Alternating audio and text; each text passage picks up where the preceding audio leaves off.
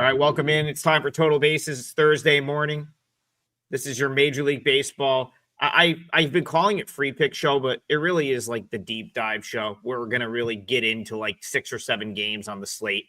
But we are going to give out some free picks for the people that are like, where are the picks? We always give a couple out, and we'll see what comes about. But it is Yankees Red Sox rivalry day, and Bryan, Leonard, it's kind of as high as the stakes have been in this rivalry in a minute, I would say.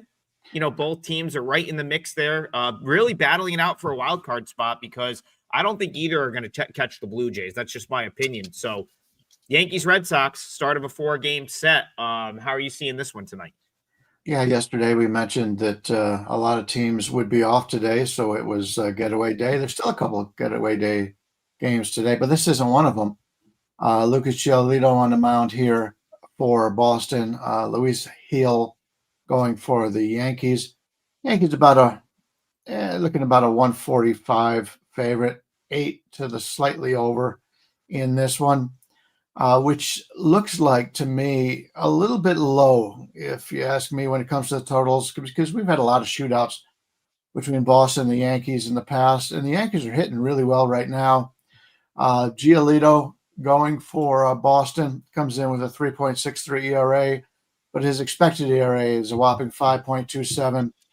A lot of negative regression on the way for Giolito, 1.25 whip. And if you take a look at his StatCast page, the only thing he's really good on is his extension, 78th percentile, 6'6", makes a lot of sense, but he's got a lot of weakness in his game this year, and I think the Yankees could get to him. Expected ERA, 12th percentile, expected batting average, 13th, average exit velocity, 15th, barrel rate, 22nd. He only throws 4 pitches, and he only throws the curve 4%. So with a four-seamer at 50%, when he's less than league average in that regard, and only throwing 3 pitches, this is the Yankees team that I think is going to get to him a little bit here. Also, Luis Gil, 5.14 ERA, 5.16 expected, 1.64 whip. That's been his problem in his career. In 4 seasons, he got a 1.26 whip, but this year it's bad. It was bad in 2022 in a small sample size also. But 2024, he got it down to 119. His fastball velocity, 81st percentile, extension, 88th percentile. Very good in those. But once again, he's only a 3-pitch pitcher. His 4-seam, 44% of the time, but he does throw it at a nice mile per hour of 96.2. So we've got 2 guys with limited repertoires here going against 2 good hitting teams, although the Red Sox aren't quite as hot as the Yankees are right now. If you take a look at the last 2 weeks in WRC Plus, we've got the Yankees third at 137 and Boston struggling a little bit at 88. But this is one of the weaker pitchers that Boston has faced. I like the over here, getting this at 8, and it's not a getaway game. We talked about that yesterday, and that was the one winner I had at 3 plays. I lost the Brewers, gave up 4 hits in the game and lost and left the bases loaded.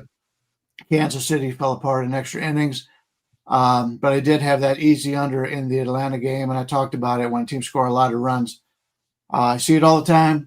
Been around a long time. I should have made that one a higher price than a higher rated play as I did. But this one here, I think Boston, New York over is a pretty good bet here.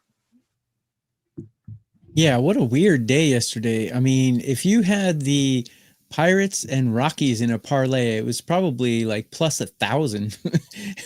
How many times are those guys going to beat the Blue Jays and Dodgers on the same day? It was just a weird day. A lot of big favorites lost. The Brewers lost, the Royals lost, and they were all, well, the Royals weren't big favorites, but just a weird day. And this is going to happen when you have 162 or 165 games season with a bunch of teams playing. You're going to have these weird games, weird days.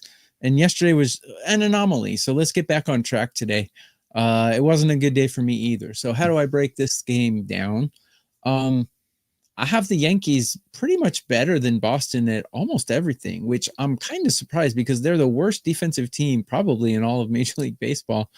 But I do have them hitting a lot better. I actually have the Yankees hitting number 2 in MLB in current form, where I have the Red Sox 21. Big discrepancy there. And bullpen, I got the Yankees 10, Boston 17. The only thing I don't have the Yankees better than Boston at is starting pitcher, but I got Giolito on a curve of 30 ranked 18 and Heel ranked 20. So they're pretty close. So how do they perform against the batters they're facing today throughout their career? Giolito, a 256 average against and a 755 OPS. Not terrible, but not great. But Heel, 28 at-bats against these Boston batters. 143 average with a 343 OPS. That's like unreal. So given the fact that the bullpen and the hitting is better for the Yankees, I'll go with the Yankees here. I haven't made it an official play yet. And, what even backs this even better is the Yankees are a great home team and Boston's not so great on the road. They have a losing record. So, I think the Yankees can do it. It's minus 160 where I'm seeing it. A little steep. You could take a -1 and knock about 30 cents off that price. Get the Yankees for like minus 130 on a -1. I think that's a good play. Yeah, not surprising to me that the Yankees took some money. They've now won 5 straight, 7 of their last 8. They're kind of rolling. I grew up so all my friends are Yankees fans for the most part. All the Siena guys are from down near the city, and the majority of them are Yankee fans. And I can always tell when this team's going to get like unnecessarily hot, because that you gotta, like, if you didn't grow up in New York or with Yankee fans, you can't understand like the irrational confidence that a Yankee fan has. But then it happens, which is the most annoying part. Like once they get going, and you go back to any year, once the Yankees get a little juice and get going on a run like this, they're hard to stop. They get the timely hit. It's just I know what's coming. They'll probably have a really good weekend this weekend, because if I remember correctly, and someone can check me on this because I don't have it in front of me, the Red Sox played pretty well in this series the previous 2. I know that the Red Sox went into Yankee Stadium when their season was like on the ropes. It looked like it was about to be over, and took 2 of 3. That was basically the turning point in the Red Sox season. They called up Roman Anthony like a couple days later, and that was a huge result for them. So the Yankees remember that. These 2 teams are essentially, they could both make the playoffs, but they're going to be battling it out for a wild card spot. So yeah, it's a huge series. And listen, like the Red Sox kind of lost their momentum a little bit. I think they might have been looking ahead a little bit, but to lose to the Orioles and to lose in the fashion they did, bases loaded, no outs, couldn't get it done, lose the game in extra innings. I think they had a chance again and grounded into a double play. I don't know if the Red Sox with Giolito get off the mat here, especially with Giolito, because he's kind of the one guy in this rotation that I really don't trust at all. We talk about the StatCast page, a lot of blue. I really can't quite fathom how he went on the run he did prior to the All-Star break. And his full season numbers are good, but he's someone that I'm fine playing against. I know he had the good outing against the Marlins last time. Remember, that's a Marlins team now down Kyle Stowers. So that lineup's not going to pack as big of a punch anymore. Prior to that, knocked around by the Padres. He's sprinkled into really good outings, but this Yankee lineup is hitting right now, and it's in the Bronx. Not an easy sort of task for a guy like Giolito, in my opinion. And then Heel, he's someone that he comes back from injury. I don't think we've really seen a full, like he's going to build to probably being his best self. And last time out at Cardinals, 5 1/3, 1 run on 4 hits. I thought he looked pretty good. So I'm kind of with you guys. I think the Yankees are the right side here, TB. And then also, Brian, I wouldn't be surprised to see runs in this game, because both of these pitchers are certainly vulnerable. And I think especially the Yankees, I feel like very capable of the timely hit right now. This has one where if the Red Sox are up like 4-3, like you can like rest assured that someone's getting a timely hit, because that's just how it goes when the Yankees are playing well. Ethan says, you're right, Adam. Red Sox are 5-1 versus the Yanks this season. Dropped game 1 in New York, took games 2 and 3, and then swept them a week later. Yeah. So the Red Sox and mind you, the Red Sox needed those games. Those were huge games for the Red Sox at the time because they were like in danger of being like 10 games under 500. So the Yankees will not forget that. I think you're going to get a big time effort from a team that's got all the momentum right now. So yeah, I'm with you guys on. I like the Yanks. All right, let's move on.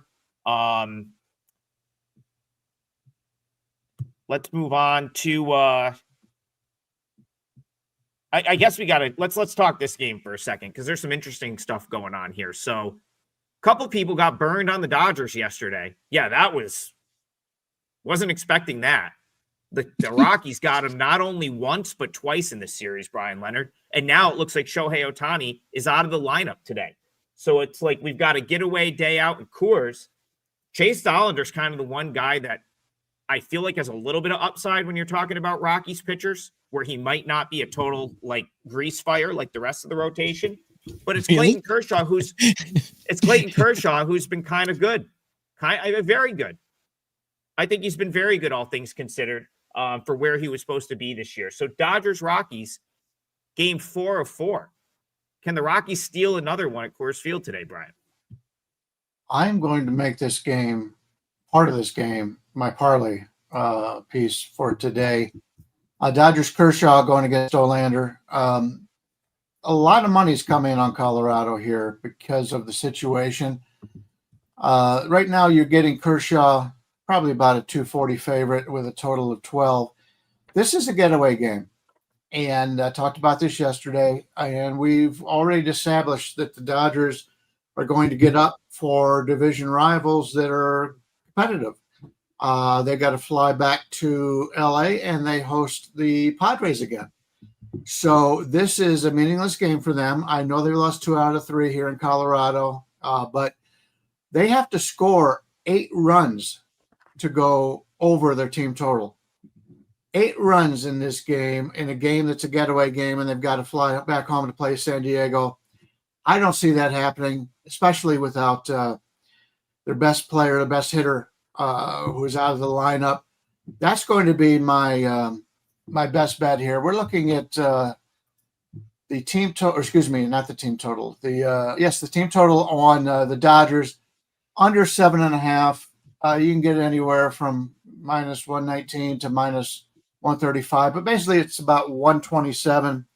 So I'm going to play that. The LA Dodgers team total under 7.5, minus 127, meaning they got to score 8 runs to lose that game.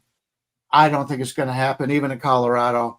And so that's my play on this one. And on a day that we've got a limited amount of games, I'm going to get that up. That one I had circled coming in. So we'll see how that one goes. It takes the balls to play the Dodgers lineup under in Colorado, but keep in mind Muncy's still out of the lineup, and they're without their best hitter and one of the best hitters in baseball.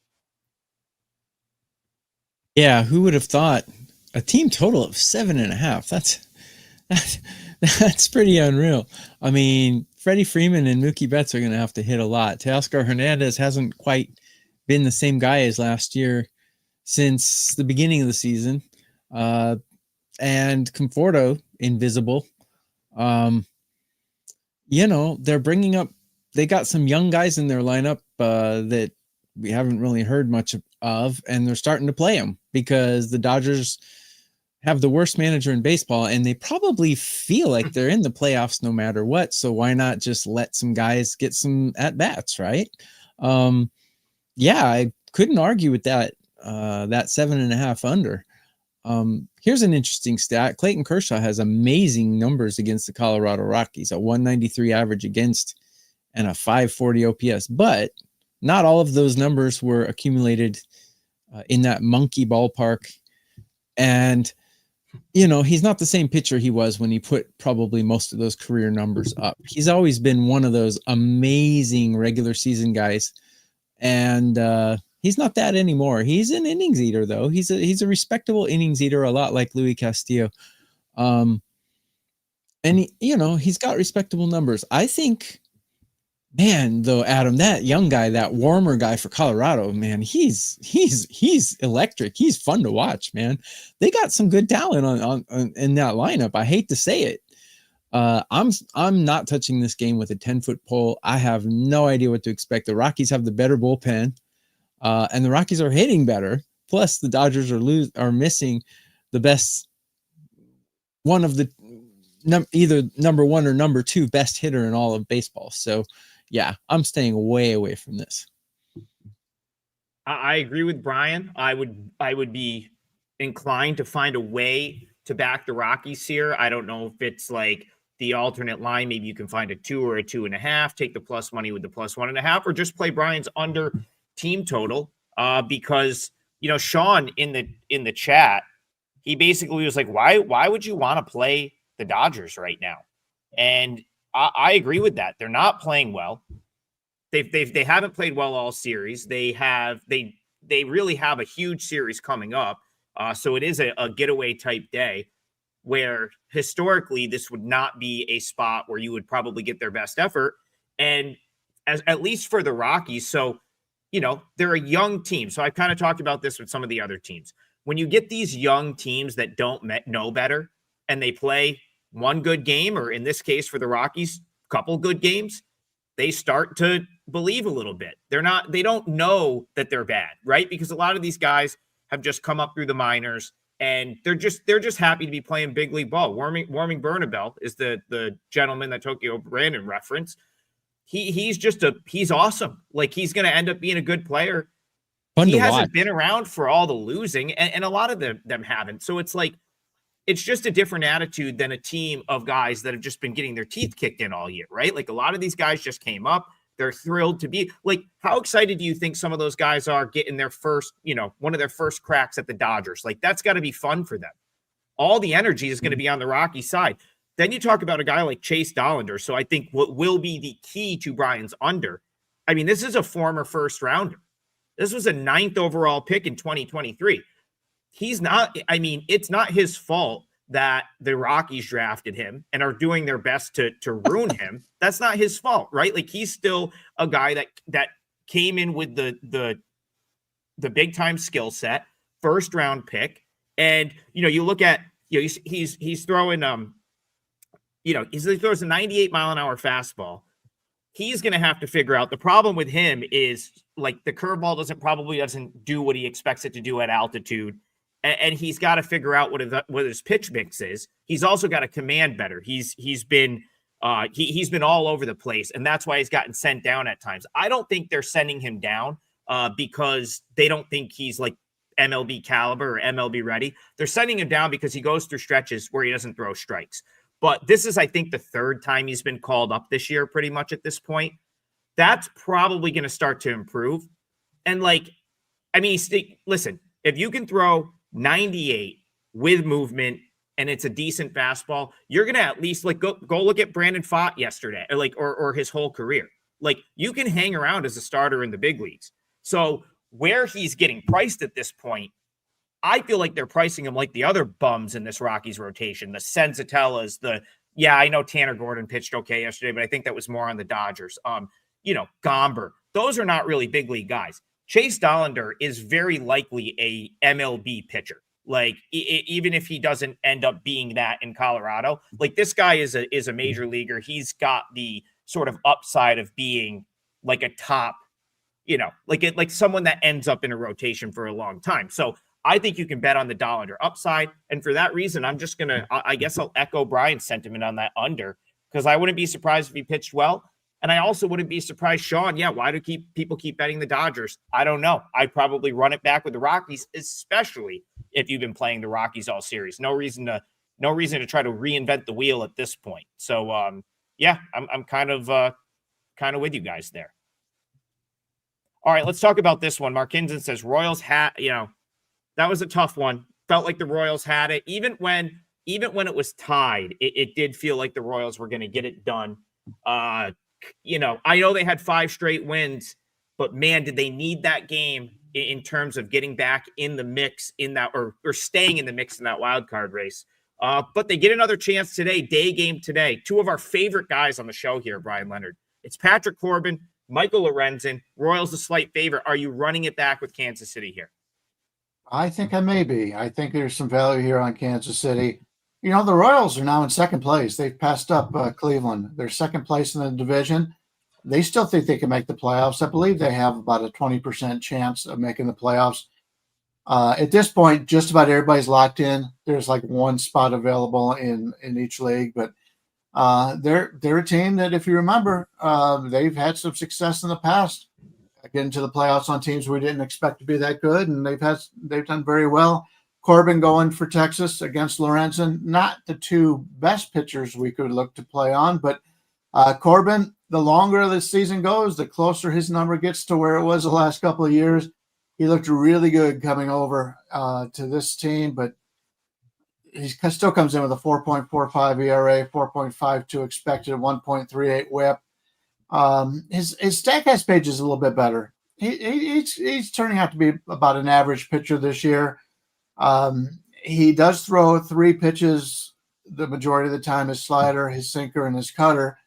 But he's been pretty good, but he's not as good as he was earlier in the season. Michael Lorenzen is a guy who's an innings eater. We talk about this all the time. Comes in with a 4.43 ERA, 4.26 expected, 1.30 WHIP. In his career, he's been around for 11 seasons. He's not somebody that anybody ever searches for to put in their rotation, but he's an arm that is going to get you innings. Last 3 years, 153, 130, and this year 103 innings so far. And you can make a good career out of doing that. Like I said, 11 seasons in Major League Baseball. He's got a 500 record. So he does throw a lot of pitches. He got 7 different pitches, none of them more than 24% of the time. So I really like that. Kansas City, if you look at the two teams based on the way they're playing now and what's going on, Kansas City's clearly the better team. Texas, 2 weeks ago, they thought they were going to be in the playoffs. They have fallen apart. This is a lot of veteran players on this Texas team. You mentioned that, especially the pitching staff is a lot of veterans for Texas. They were 2 weeks ago. They had a chance to make a nice season. I don't think they have it now. They did get that victory in extra innings yesterday. I think Kansas City bounces back here. And if you're looking at the numbers, it would show, if you give Kansas City a normal home field advantage, it would show these teams are equal. I don't think they are. I think at this point, Kansas City is a much better team. I prefer the Royals in this game. Guys, go to our page at wagertalk.com. All 3 of us have a page. Click experts and you'll find what we're offering. We put up free plays almost every day. This show is more of a analysis and sharing knowledge and giving you guys information to make better judgments. But we actually give free plays on that website. So go to wagertalk.com and check out what we got. I have my MLB play out today, and I'm sure these guys will if they don't already. So I don't have these teams even at all. I have Kansas City much better than Texas. And I like Lorenzen a lot better than Corbin. I know Corbin hate is overrated because he did pitch really well at the beginning of the season. He's not terrible, but I like Lorenzen. Not a lot of people like him, but I actually kind of like him. If you look at how he's pitched against these Rangers in his career, he's got 25 at-bats against a 240 average and a 665 OPS. Not bad. A little bit better than average, but Corbin against these Royals in his career, he's got 83 at-bats against. They have crushed him. 289 average against and an 828 OPS. So definitely starting pitcher is in favor of Lorenzen. And take it even further. Corbin at home is where he's actually looked good with a 3.65 ERA at home, but a 5.17 ERA on the road. Lorenzen, great home pitcher. He's got a 3.40 ERA at home and a 5 on the road. So everything points to the Royals here. It did yesterday too, and they lost. But, this is gambling. You're not going to win every single game that you bet. But you have to bet based on probability and which way you think the wind's going to blow today. And I think the wind's going to blow in favor of Kansas City. They have the much better bullpen, and they have the much better lineup. So it's all systems go for Kansas City, in my opinion. As a matter of fact, I'm going to make that my parlay leg. I don't know what the number is right now. Hang on. I'm seeing -120, almost no juice at all. That's great. That's a great number for Kansas City, the better team. What do you see, Brian? The only concern I have is the bullpen sets up a little bit better for Texas than it does for Kansas City here. But that's still it's a bargain to me at 120. You can get, I agree. 115's out there right now. So if you Yeah, shop I was around- going to say I actually see quite a few minus 115. I think I see more minus 115, minus 116 than minus 120. We'll give you minus 115 And there. although the bullpen situation might be better for Texas, I think the bullpen talent is much better in Kansas City's favorite. I got Kansas City ranked 8 in current form, and I got Texas ranked 25. So no matter what the situation, I think Kansas City has a leg up in that department. Greg Carpenter says, "Why is my comment pinned?" Well, because I had to comment on it. He says, "Love when Trigger goes on his opinionated rants for 2 minutes." It's like that's the show. That's what we're doing, guys. We wouldn't have a show. So I pinned it because I like. I have no opinion. I pinned it because I liked the comment. I wanted to remember to grab it. So we love you tuning in, Greg, and everyone. And yeah, that's the show is us sort of ranting for an hour, and hopefully some of these rants turn into good opinions that are actionable info. Clock Cage, Red Sox Yankees opened the show. So as always, if you missed the any part of the show, you can go to the Wager Talk YouTube channel. This show will always be up on demand.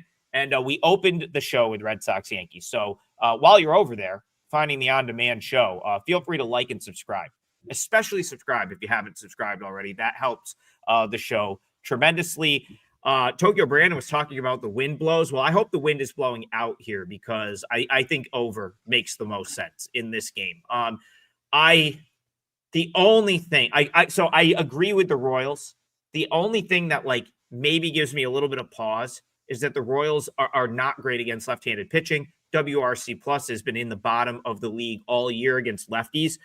But Corbin this is my guy, Clay, New York native, Patrick Corbin from right here in my backyard. I've rooted for him his entire career. I've watched him his entire career. Sadly, I think he's running out of gas on the season. He has not made it out of the 5th inning since like mid-July, like last 4. I don't think he's gone longer than 5 innings in any of his last 4 starts. Last start got totally bombed by the Blue Jays. Start before that, the Phillies were on him. They kind of pulled him before the real damage happened. 3 innings against the Yankees, 6 hits. Again, probably a little bit fortunate to only give up 3 runs in that game. So even though the Royals do struggle against left-handed pitching, I could see them getting something here. And if they can't get it here, they can at least probably get him out of the game by the 4th or the 5th. And, both bullpens were used a little bit last night. So maybe you get some runs at the end of this game. On the other side, I really don't want Michael Lorenzen. I know he's, he kind of like what. So here's the deal with both of these guys. On a given day, they can be great, right? Like they're both veterans. They've both been around forever. On a given day, they can be great. Most days, they're not going to be as great. That's the thing. Like right now, most days, the rest of the year, I don't think Lorenzen's going to be great. I don't think. And I especially don't think Corbin's going to be great. If you're looking at like here to the end of the season, my gut tells me that Corbin gets bombed more often than he goes out and throws a gem. So, Lorenzen, like he's got. I just root for him because we don't listen. Central New York doesn't produce many like arms 15-year big leaguers. So you root for the hometown guy, but I'm also just being realistic. I wouldn't be surprised if the Royals found a way and then there was runs late. And at the same token, like we saw runs late yesterday, that's something I've said about the Rangers all season. Collection of bullpen arms is good, but high leverage, not so good, right? So it's like they don't have guys that I trust in like that big time leverage spot, which is why I was surprised they were able to win last night. I kind of think you're going to get runs here. So I'm not going to lock this in yet, but what's our current total on this one, Brian? Do you have it up right now? Yes, looking at 9. You can get 9 minus 110 up to minus 115 to the over. Yeah, like a 9 flat here makes a ton of sense to me. I could absolutely see both of these teams getting to 4. And if you have a 4-4 game at any point, you're free rolling. I mean, you can't lose it. So, Yeah, I'll call this one over. I'm not willing to like close out the parlay yet, but I think, I think this is a pretty solid over. Sorry, TB, were you going to say something? No, I Oh. was scratching my chin. I will say that the wind is blowing in, but it is supposed to be a hot day, and overall, your runs expected are going to be 10% higher than a normal game. So even though the wind's blowing in, we still should see some runs here. Can't argue. Yeah, I think we're going to see some runs. All right, let's go to a day game. I lost the comment, but there are some people that really like this spot for the A's, and I really can't agree. I can't disagree with them. The Twins have sort of, they go out and play hard every day, but this organization clearly is not worried about winning right now. If they were, they would have guys like Mick Abel would be in the majors, Taj Bradley. Like instead, they continue to. Who are they running out there today, Bryan? Is it Arena? Is he going to start? I mean, what are we doing? What are we doing? Why are we trading? Why are we trading for Mick Abel and then having him just start at St. Paul when he was basically in the Phillies rotation earlier this year? So explain that to me, and then talk to me about the A's, because when this team gets going, they start to win games. I would run it back with the A's here. What do you think? Well, here's the situation with Minnesota. They don't care if they win or lose. The players do. The management doesn't.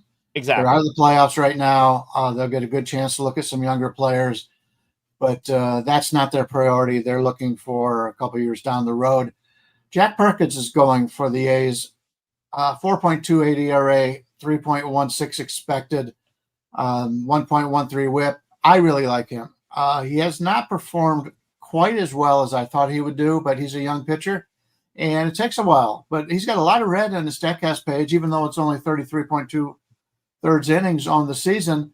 But he's good. And the only concern is his walk rate. His walk rate is 10.1, strikeout rate 25.2. So that leaves him at 15.1, which is slightly less than league average. But I think he's got a bright future. One of the few guys here in this the Sacramento A's, or wherever the A's are going to be playing. But in their future, he's going to be around. Jose Urena, there was an article I read today. He's a fantasy guy. It goes by John in Pittsburgh, Jon in Pittsburgh. And he put out the worst Sierras from 2021 through now. And Jose Urena is in the top 10. This guy continues to get jobs in Major League Baseball despite 11 seasons. He's 44-77. Granted, wins, losses don't mean that much, but he's got a 4.74 career ERA. This year, his expected ERA, 7.23. He's just not a good pitcher, and he's got good fastball velocity. That's it, but he throws that the least amount of his 4 pitches. So his fastball velocity is better than league average, but yet he doesn't throw it enough. Only 13% of the time. He doesn't have his other pitches aren't very good. A lot of blue on his StatCast page. I think the A's are going to have some success here. The problem is I'm not so sure it's going to go over this number. We're looking at a total of 9.5, slightly to the under.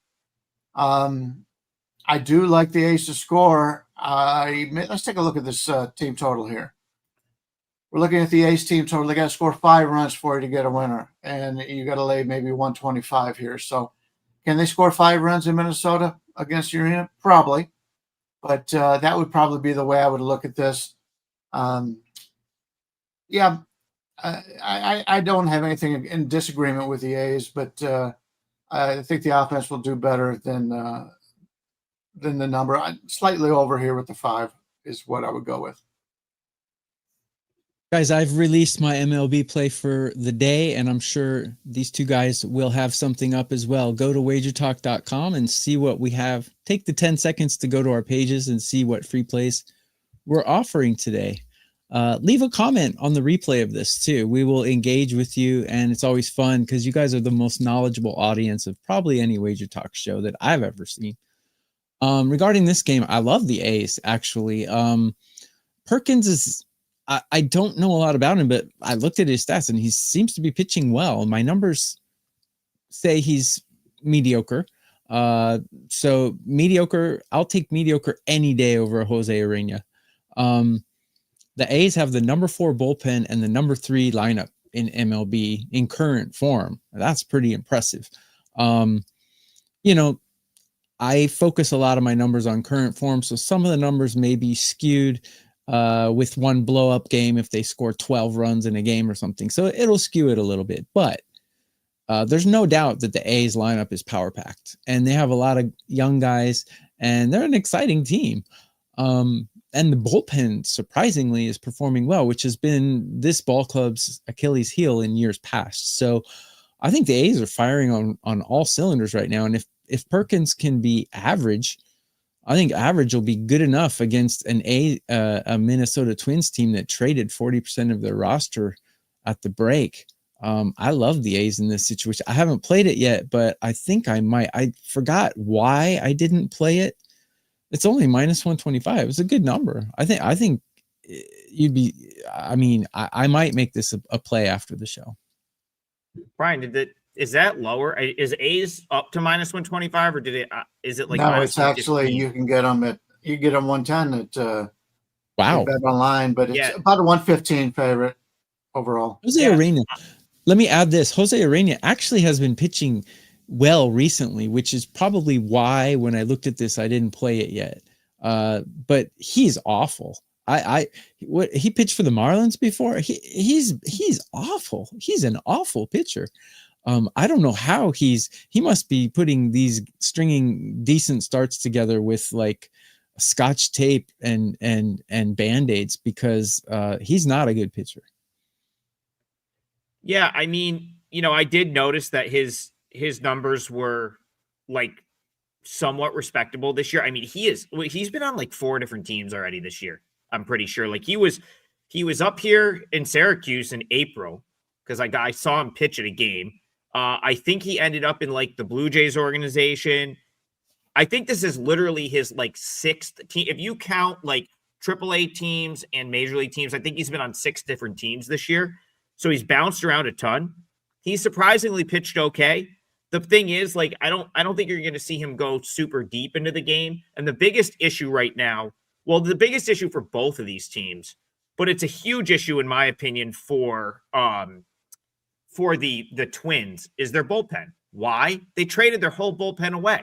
So all of their top bullpen arms were traded away.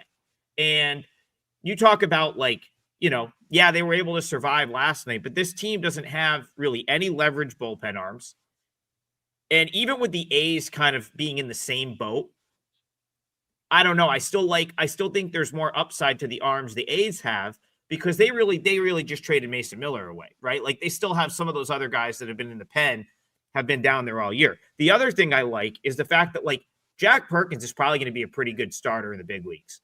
I mean, he's the one with the upside. 2025 stats combined, big leagues and AAA this year, a 1.02 whip, 68 strikeouts in 44 innings pitched. Like this guy is probably the real deal.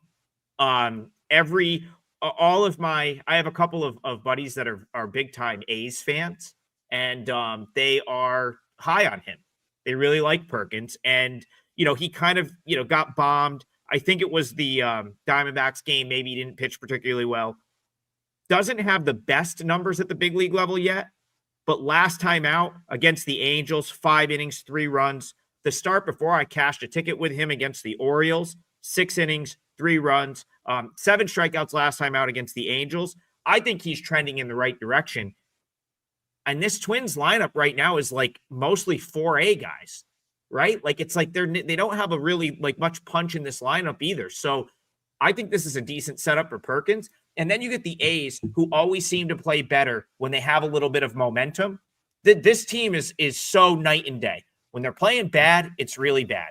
When they're playing good, it tends to be good for like stretches. And then to wrap it up, they profile better against right-handed pitching. So again, like it's really like the perfect, I feel like, mix to sort of want to back the A's again. I'll throw that. That'll be my parlay late. A's money line. What do we say we can get? Minus 115? Minus call it 115 is all over. Yep. Yeah, I may throw that in. I may make that a client play too. I'll have to think about it for a minute, but that is going to be that's going to be the parlay leg. So this might be a record. We have already locked the parlay in with 20 minutes to spare.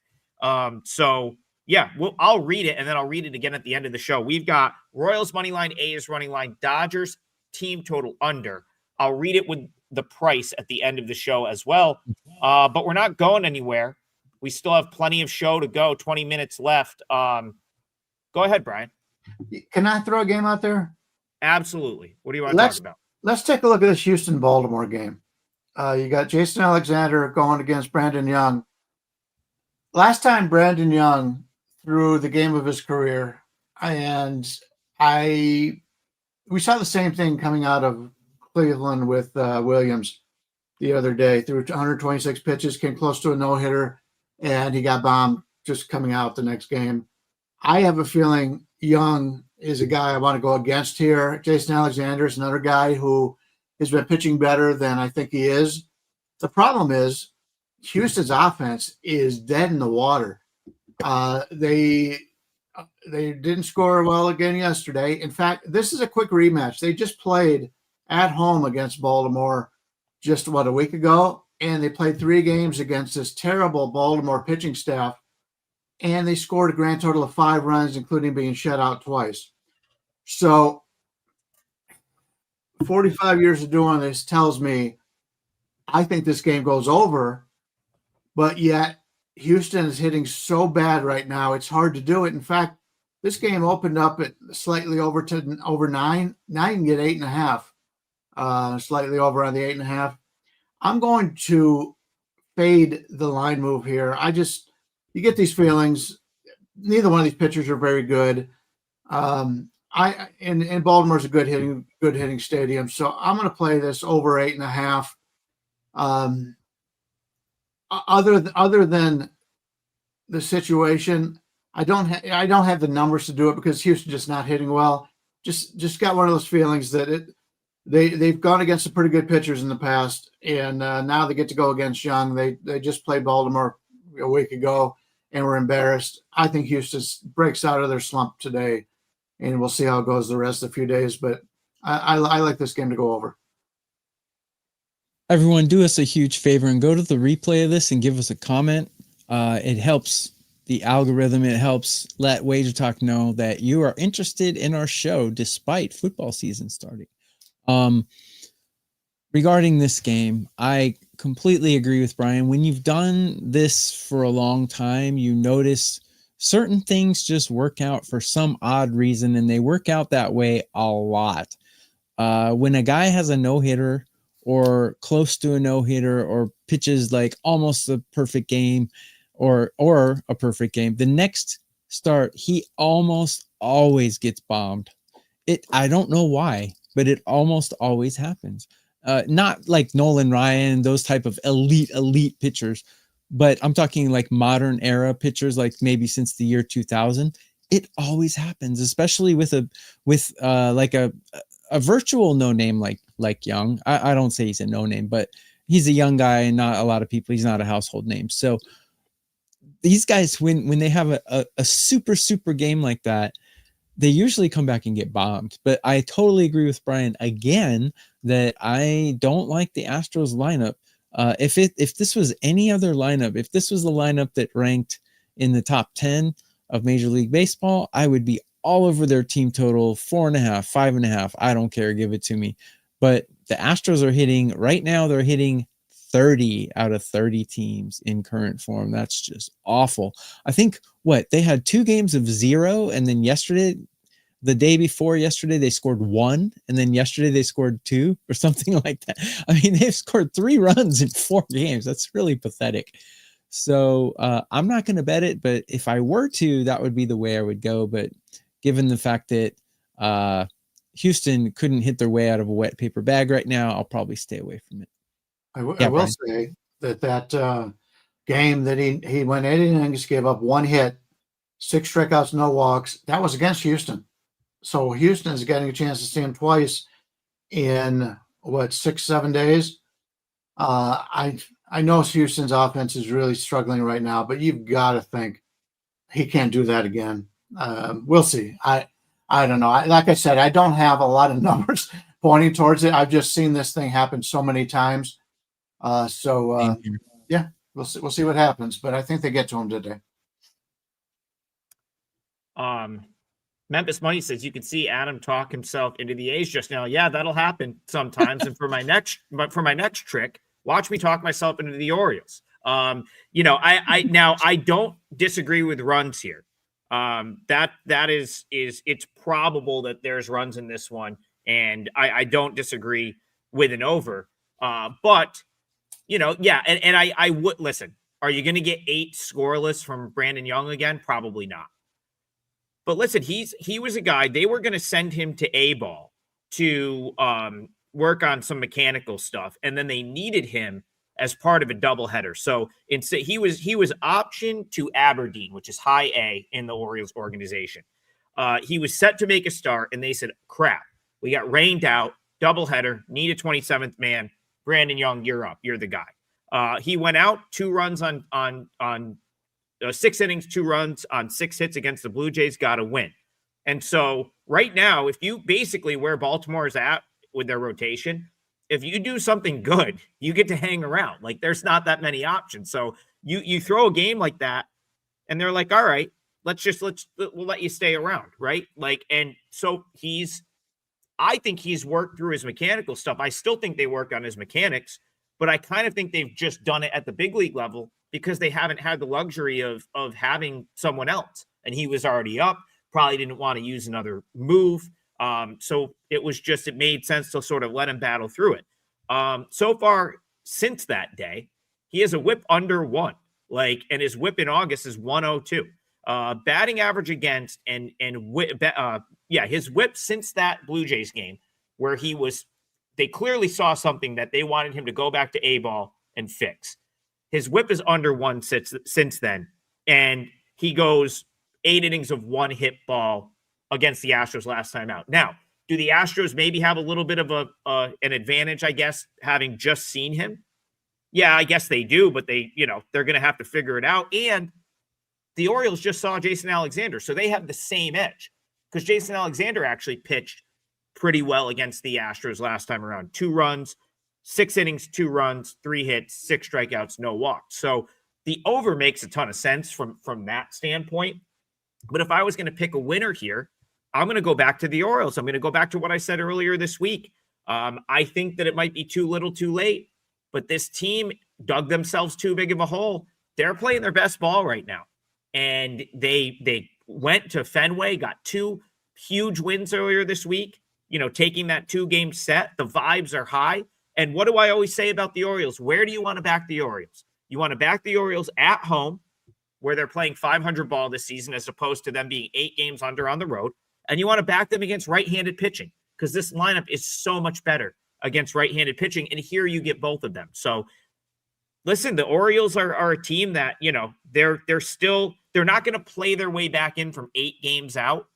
But I just think that this team with the younger guys that were just called up, the Basalos, the Jackson, Dylan Beavers, there's good vibes around this team, and they're at home, and they have a nice setup. Orioles minus 105. Again, I may have just talked myself into that one as well.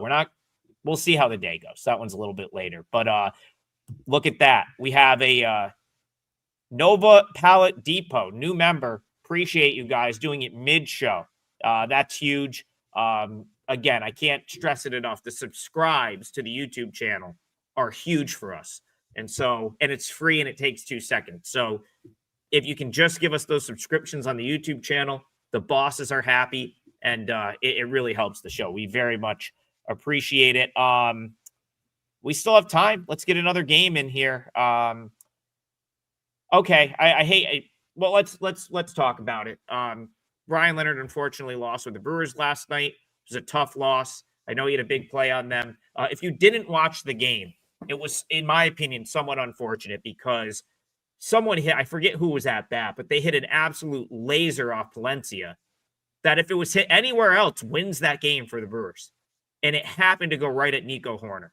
And if you watch at least I was watching, I think the Cubs broadcast, Brian, they like kind of didn't show it till late. I thought it was a hit. Like that, I didn't think there was any way that ball wasn't a hit, and somehow it was in his glove.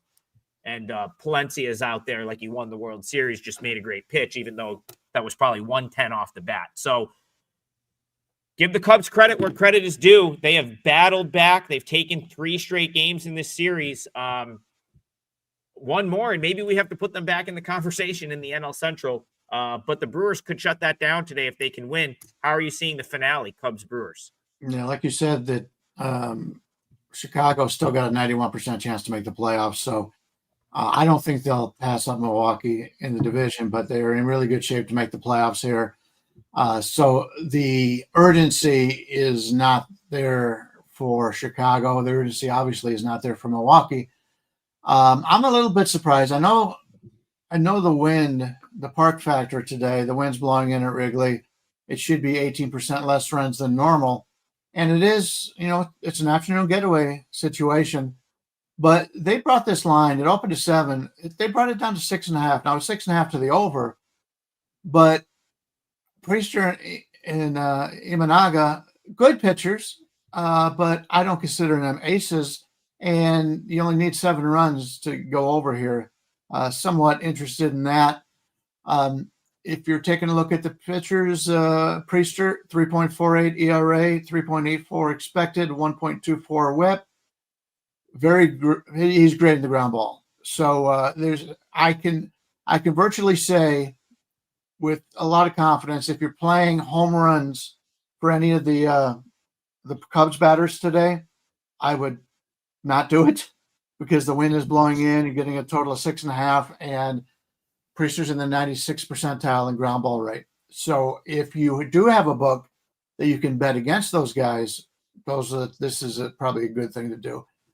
And of course, Brandon will always tell you not to bet home runs over. He said about that about all year long.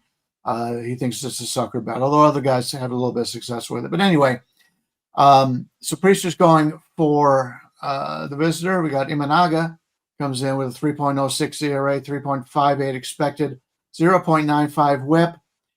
On the opposite side, he's only in the 4th percentile in ground ball rate, so he can be beat by the long fly, but it helps him when the wind blows in. He's in the 95th percentile in the walk rate. In his 2 seasons in the majors, last year, 4 walks percent, and this year, 4.7. He doesn't put a lot of people on base. He's not going to beat you with his fastball, only the 8th percentile in fastball velocity, but he does throw it 50% of the time. That is a concern for me. And he does it 2 miles an hour lower than league average. Actually, 3-pitch pitcher. I'm probably not going to get involved here. Overall, it's a smaller card, but it's interesting that the line has gone down, and I think it's all because of the wind blowing in. We'll see what happens. I don't want to play under 6.5. I'll tell you that with these 2 guys on the mound. I think they could struggle a little bit. I agree with Bryan here. I think the Chicago win's a little overrated. The fact that they hold the lines until they get the weather reports, it's just kind of I don't know. I think it's a little overblown, but so maybe, there are less home runs, but that doesn't mean they're not going to hit a lot of singles.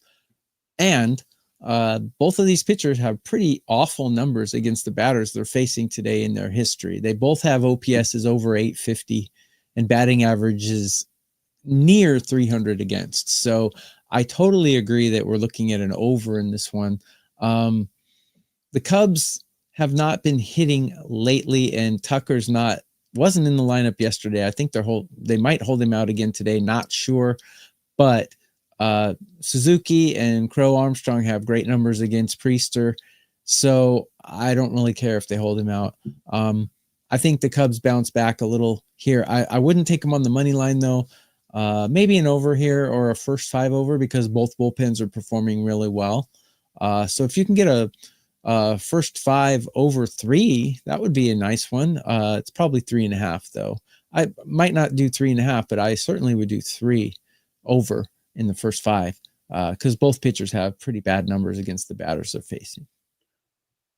Yeah, I can't argue with an over, and I almost like I'd prefer the over if the wind is blowing in and they're going to give you the discount on the number, because I mean, I think you could see some hits strung together off Priester. Imanaga can get, he can give something up, but Cubbies might be in trouble late in this game with the bullpen arms. They've really used them. Remember, they won a doubleheader 2 days ago, close. And then last night, leverage innings at the end of that game to squeeze out a 4-3 win. So you want to talk about like sort of hidden value like that. There could be far more runs late in this game than maybe normally would be in a Cubs Brewers type game of with, I was going to say this magnitude. It's certainly this magnitude for the Cubs. I still don't buy that this is like a big game for the Brewers. And so that's why I'm like not dying to back them as an underdog here, because they might just feel like getting out of town. Even if they like, what does this do if the Brewers lose this game? Like, what are they still up 6 games in the division? It's really not like whereas like I mean, listen, this win for the Cubs would get them back in the mix. Am I really like 6.5 seems crazy here? Like that seems like like you can get 6.5. Am I reading that right? 6.5 minus 120 on this total. Yeah, and if you take a look at the Cubs, you mentioned the Cubs. 1, 2, 3, 4, 5 of their guys have pitched 2 of the last 3 days. Palencia won't be able to. He's thrown 45 pitches. Keller 34. Thielbar 30. They're going to be hurting when it comes. If they're leading this game late, Milwaukee will never be out of it. I mean, that's insane. Like, first of all, that's not going to be around much longer. Like that 6.5 minus 120 will be 7 everywhere soon. There's no way that lasts till game time. A 3-3 game gets you a win, right? A 3-3 game, you win. Yeah. That seems really low. That means team totals 2.5 over team total for each team. That seems like a easy win, doesn't it? Yeah, I don't care if they have fans set up in center field blowing the ball in. Like these are good. Like these, you have decent hitters, good numbers against the opposing pitcher. Cubs are going to have no relievers. Priester's still someone that on a given day can I feel like get knocked around, and Imanaga's shown the ability to sort of get knocked around on a given day. Yeah, like 3-3 being a win here. That is, Mark Hinton. That is way too low, and I'm still seeing 6.5 minus 120 and 6.5 minus 125 at many books. I would grab that if your total's better. That's a good bet in my opinion. I think Kyle Tucker has been getting some needed time off. I don't think he's hurt. I think he was sent home to chill for a couple days, get his mind right. Mental. I believe he was hurt. He took I think a bone in his hand or something like that. It always goes back to months ago. I think it was June or July when it happened, and nobody knew anything about it. So that's why he's really struggled. If you do have a DraftKings or a Fanatics, you can get over 2.5 team total for Milwaukee in the minus 150 range, which is a pretty good bet. Other than that, you'd have to take over 3.5 at plus money. So different ways to look at it. And despite the small card today, I think there's some betting opportunities out there. I mean, that's like a couple timely hits. Like, you know what I mean? Like, what's the only way you lose that game? 3-2? Like I said, I feel like the only way you lose that game is 3-2. Go ahead. Sorry. That's it. No, that's all I had to say. Oh, yeah. Like I said, it's a 2.5 over team total for both teams.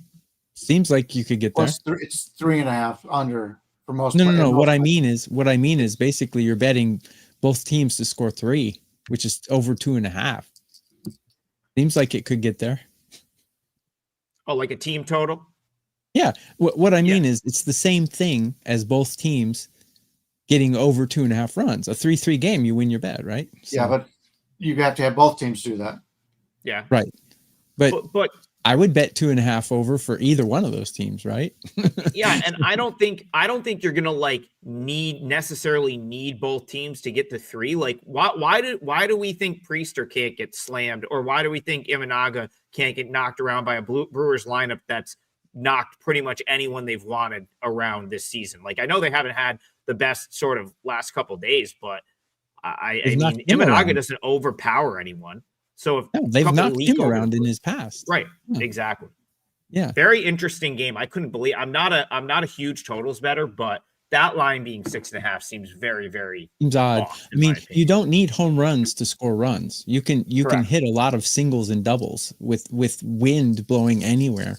So in actuality, on that website I use, which is Ballpark Pal, they've got singles right on average. It's 0%. So really, it's the home runs that with the wind blowing in is going to be the factor.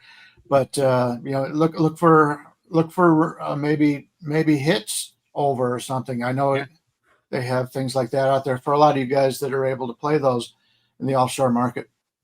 It's not like the Brewers are a home run reliant team. They're one of the best base stealing teams in the league. They do it in other ways as good as any team in the league. It's a really interesting game. That'll be fun to watch and track today.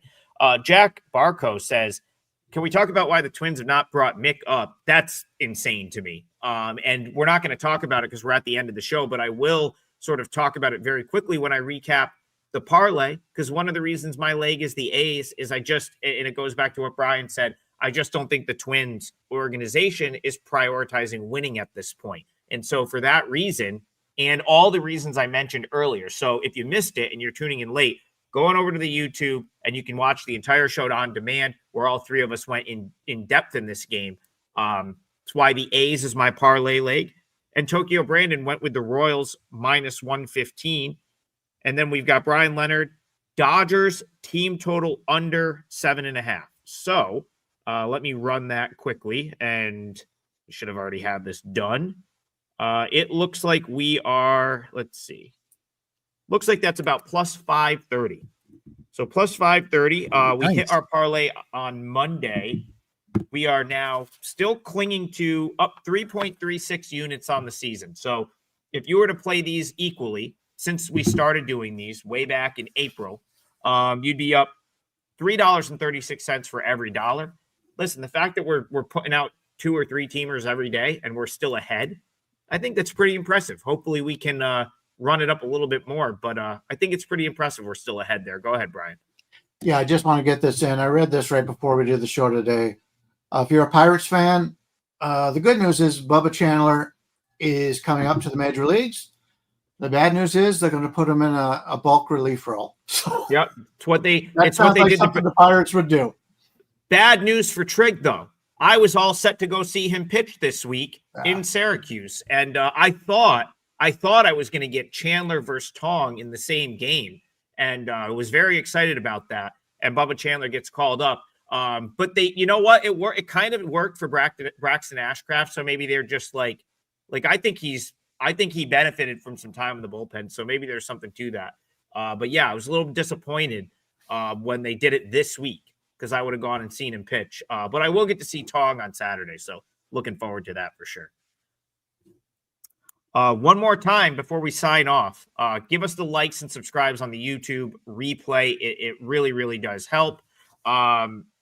Plays up on all of our pages. And the parlay one final time, Bryan Leonard, Dodgers team total under 7.5.